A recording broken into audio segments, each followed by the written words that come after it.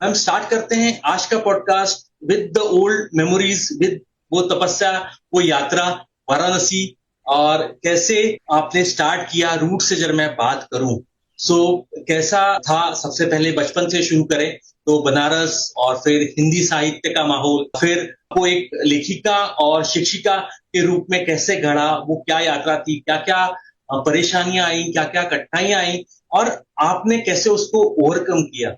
Ma'am, इसके बारे में प्लीज डिटेल में बताएं। देखिए, मैं अपने बारे में शुरू करूं तो बनारस मेरा जन्म स्थान है और मेरे पिताजी बनारस के एक प्रतिष्ठित कॉलेज में प्रोफेसर थे। घर में शैक्षिक वातावरण था। मेरी माताजी भी शिक्षित थी और पिताजी की एक छोटी सी लाइब्रेरी हुआ करती थी घर में। तो जब पिताजी चले जाते थे कॉलेज तो हम लोग उत्सुकतावश उनके कमरे में चले जाते थे और वहां से कोई ना कोई किताब लेकर के आ जाते।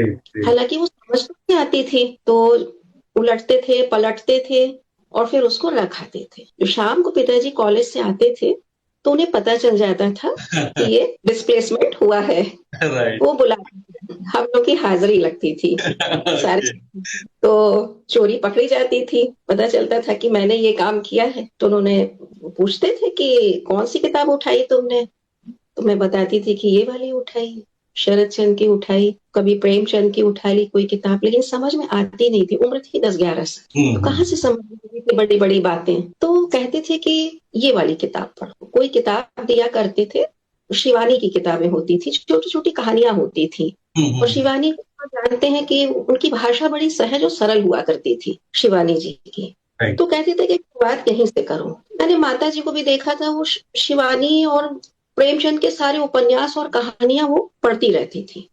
तो इस तरह से घर में जो कि एक साहित्यिक वातावरण था और जो कि पिताजी कॉलेज में थे और उस कॉलेज की बहुत सारी शाखाएं थी बनारस में, तो शाम को हमारे यहाँ बैठकी लगा करती थी। बैठकी आप शायद समझ गए होंगे, बनारस में उसको बैठकी कहा जाता है। शाम को टीचर्स आते थे, घर में बैठते थे और विभिन्न समसामयिक विषयों पर चर्चाएं होती थी।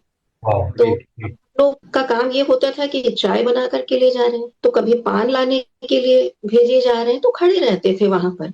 अब चर्चा चल रही है, पिताजी इंटरप्ट नहीं करते थे और हम लोग वेट करते थे। तो 10 मिनट 15 मिनट हम लोग ऐसे ही खड़े रहते थे। तो वो सारी चीजें कान में पड़ा करती थी। तो इस तरह से उस वातावरण ने मेरे व्यक्तित्व को आकार देने में, शेपिंग करने में बहुत मदद की।